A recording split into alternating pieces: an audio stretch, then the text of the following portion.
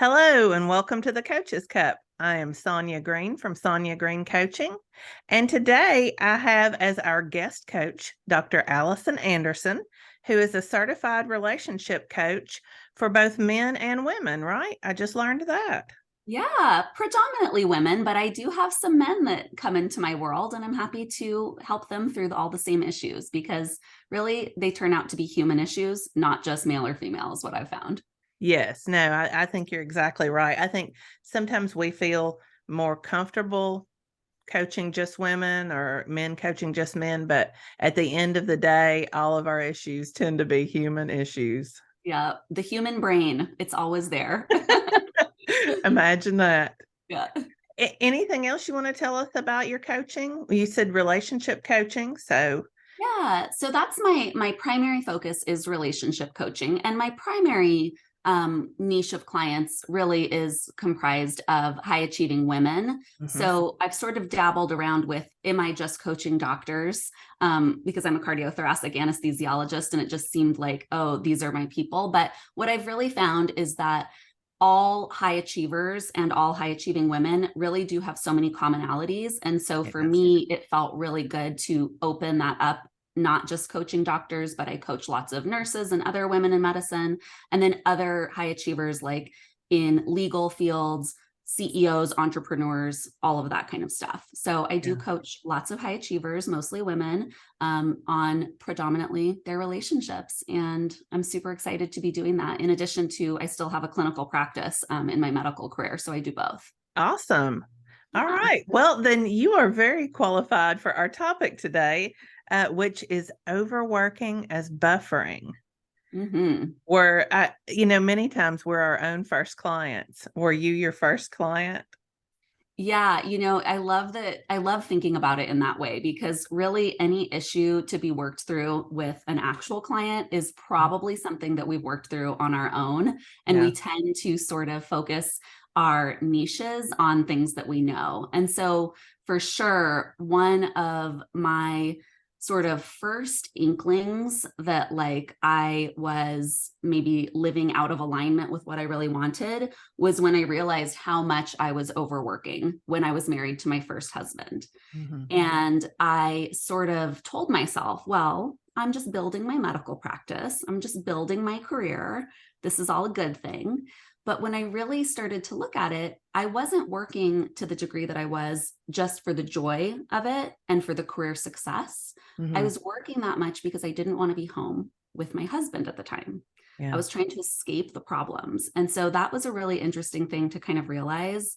Um, it was sort of coming to terms with where I was lying to myself about what I was doing in my career, which I do, I love my medical career and I wouldn't change that. But Right. I was lying to myself about how much I loved it or how much I wanted to be at the hospital. Like, let's just take call every day. This is fun. Like, it's not fun. And so it gave me a lot of insight into, oh, there's something more to this that I need to look at in my marriage. And that's really what started my whole process into becoming a client of coaching and then Uh-huh. eventually becoming a coach myself was my first marriage and what a catalyst that was for all of my self-awareness and personal development. Yeah. Well, when we were pre-gaming, I told you that was my MO in my first marriage too, that I was and the same idea. I was younger, I was building a career. Um there were lots of good reasons to be away from home and working, and so I was taking advantage of those, right? So Yeah. when your clients when they come to you, do they realize that they're have they already made that connection in their brains that they are overworking as a buffer, or is that something that you all come to together? I think that most clients don't realize when they're using overworking as a buffer.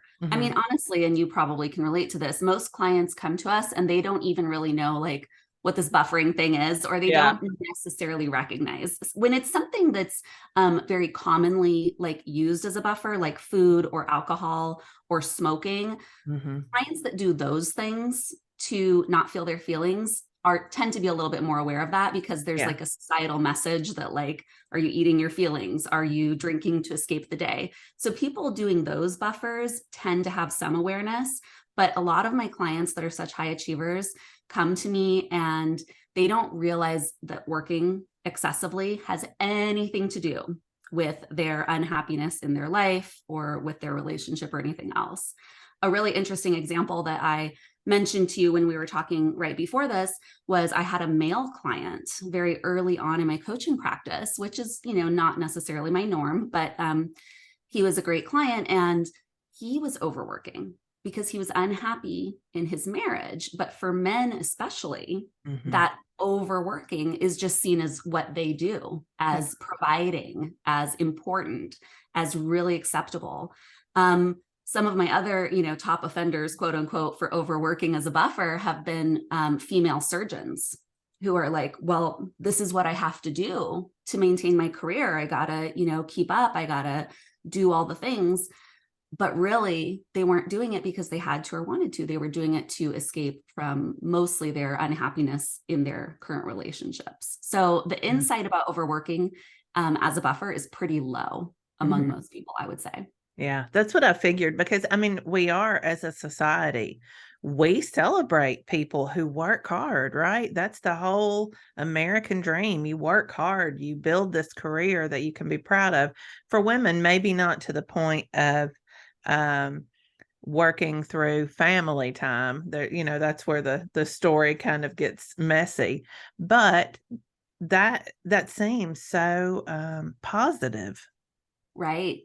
Right. And I mean, it does have some positive effects, right? Like Mhm. building an amazing career or financial stability. So I think for those reasons, it's also more socially acceptable. But when it comes down to it, if you hate yourself or your marriage or some aspect of your life, there really isn't that big of a difference between whether you're buffering with overwork or you're buffering with like drugs. It's Right. just that we as a society judge the people using drugs as a crutch and we Yes. don't as much judge the people using work as a crutch. So it's just a really interesting thing to start to like untangle in your brain. Yeah. Like all of them are forms of buffering and all of them are inviting us to look into what's really underlying it.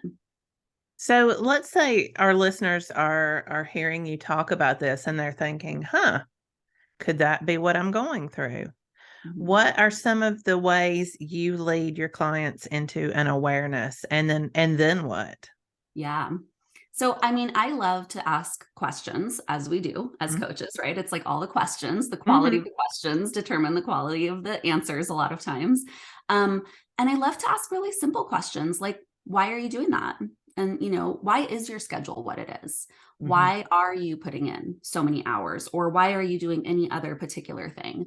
And a lot of people have never considered what the answer to those questions are.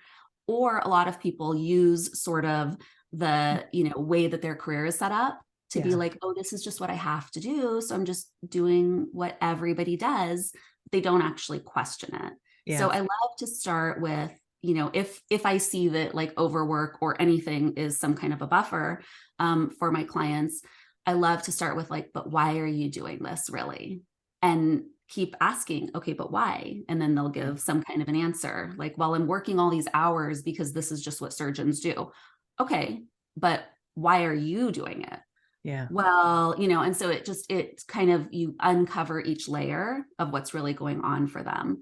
And Mhm. then I love to tell my clients with literally any topic, just because you uncover the awareness and just because you get honest with yourself doesn't mean you have to do anything about it. Mhm. Because a lot of people, especially with relationship examples, they will be scared to tell themselves the truth of what's really going on because then they think they immediately have to change it. Right. And if you're a high achiever, like most of my clients, they're very action focused. So they Mhm. think that if they admit to themselves, oh, I'm overworking. Oh, my relationship's not going the way I want it to. Oh, I'm unhappy with this, that they're going to immediately have to take action to change it. And so I love to always give the caveat like, hey, you can just be honest about this with yourself and you can do nothing about it now. And you can just literally never change it if you don't want to. But the awareness piece will transform something because at Yes. least you're in integrity with yourself and being honest with yourself. Yeah. So that's kind of one of the big points that I love to coach my clients on, is like, just because you realize that you're doing something that you don't really want to be doing doesn't mean you actually have to stop. Right. Oh, I love that because I coach high achieving women as well. In fact, I would say that it's mainly high achieving women who are looking for coaching. Uh, Right. so, that I see a lot of that as well, and that idea that we are action driven is so true. I've got to change. I've got to turn 180 degrees just because I realize this now. And that's, yeah, awareness is the key, but it doesn't mean you have to turn the car on a dime Right. or at Right. all. Right. And I think we think like, oh, once I identify a problem, if I solve the problem, that's what makes me feel better. Yeah. But a lot of the time, like more than half the battle is just being honest with yourself and being in Yes. integrity with yourself. Because when you're not really being truthful with Mm, yourself, you just feel kind of icky and you don't yeah. really know why. So you're like, oh, it must be because I need to change X, Y, and Z external thing, and that'll make it better.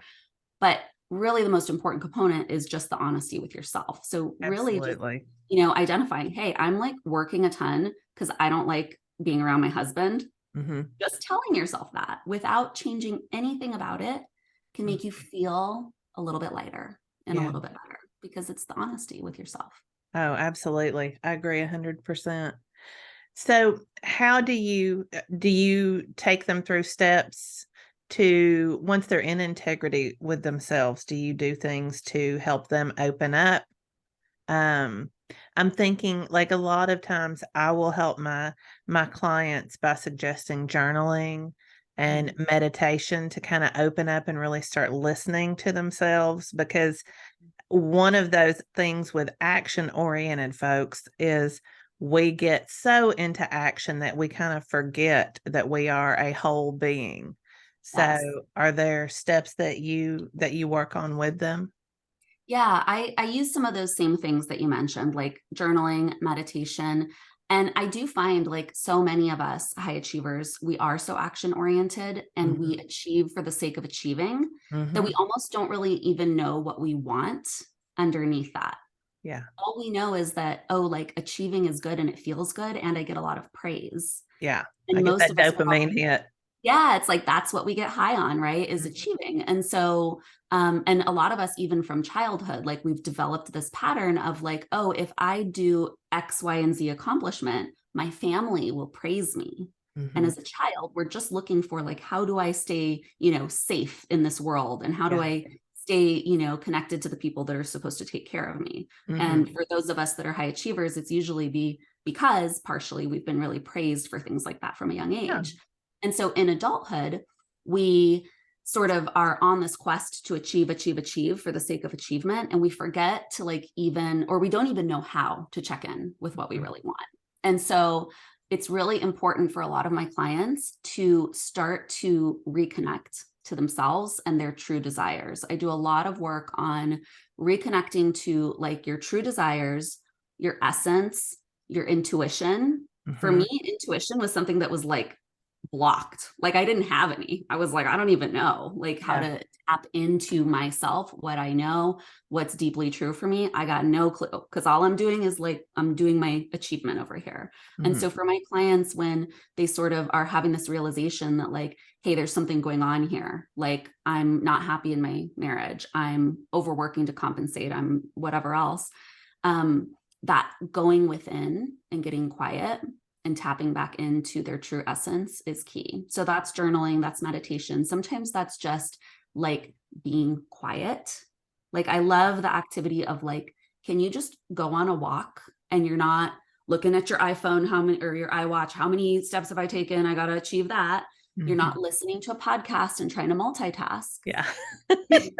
You're not like, let me just quick study this, thing for this course I'm taking while I walk. Like we Mhm. love that Oh, multitasking. And yeah. there's nothing wrong with it always. But when we're looking to really reconnect to like what we want, who we are, our truth, then going on a walk with nothing to distract you from your thoughts is Mhm. a really interesting exercise for a lot of my clients. Or driving home from work, Yeah. like if you're, doing a little commute, no radio, not going to listen to music, not going to listen to the book on tape, none of the things. Listen to your brain. Yes. And when you get still, some of that like essence and truth comes up, and that can be a really helpful thing.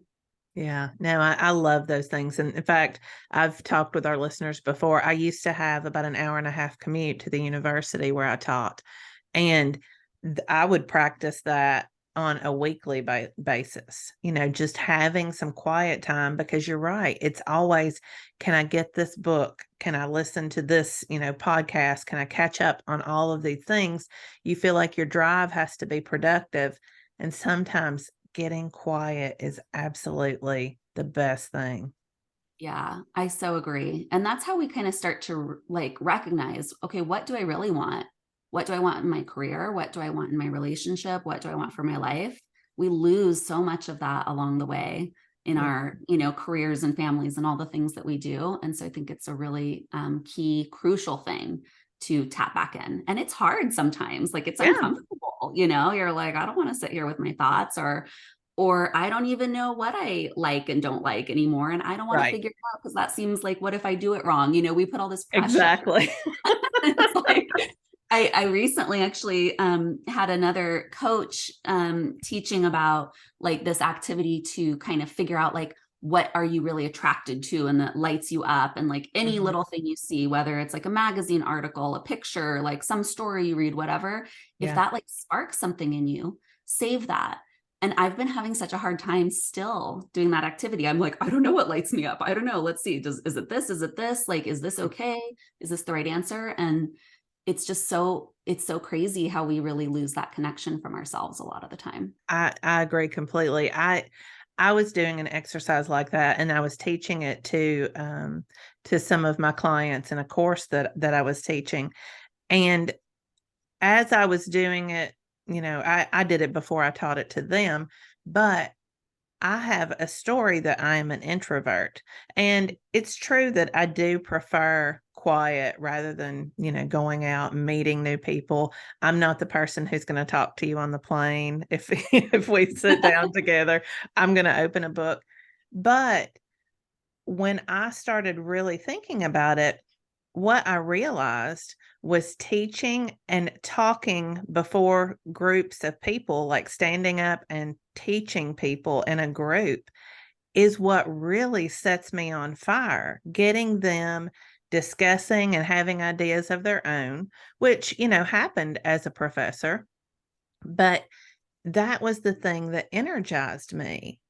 And I Mm, don't think I would have realized that if I just held on to that story that I'm an introvert, because the story that I'm an introvert didn't open a space for that.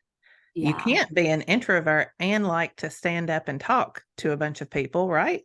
So, It's not compatible. yeah. So, it was interesting doing that exercise and really thinking about it, because it was contrary to what I was letting myself believe. So interesting. I think Yeah. that's so true of like any sort of label or Mhm. story that we kind of hold on to about ourselves. Like, it's important to have some kind of a framework, maybe to like have insight and self awareness. But when we get Right. so tightly connected to like, I am this, or it's only this way, it really can hinder us. And I see that so much like with this overworking thing that people really hold on to. Well, I'm a doctor. Yeah. I'm an attorney. This is just Mhm. what we do. Mhm. And it's like there's no space in there for questioning. Yeah. Like, is that true for you? And is that really what you want? Or are you buffering with it?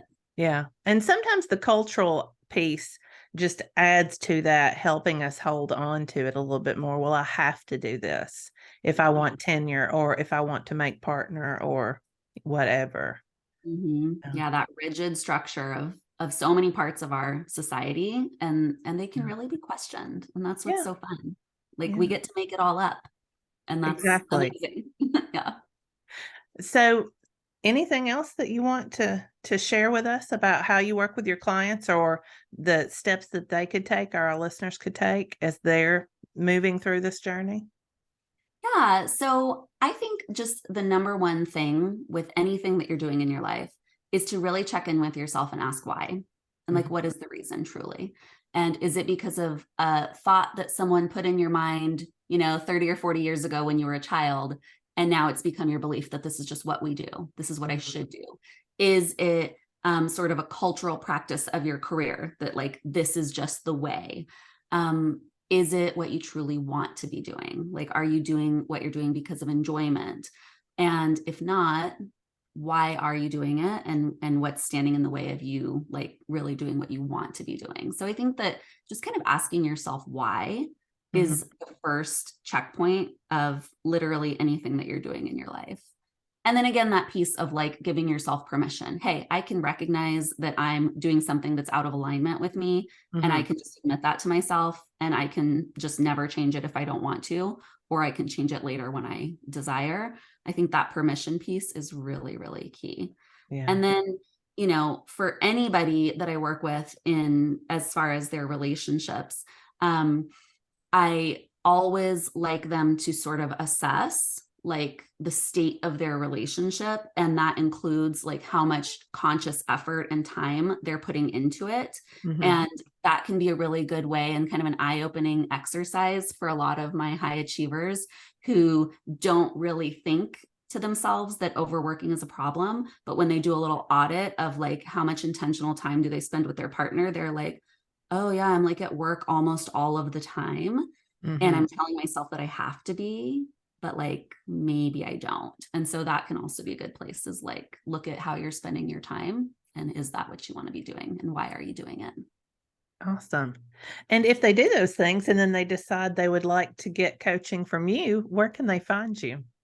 Yeah, so I am on both Instagram and Facebook at Allison Anderson Coaching, and that's also my website, AllisonAndersonCoaching.com. I do have a private Facebook group for high achieving women who want to talk all things relationships.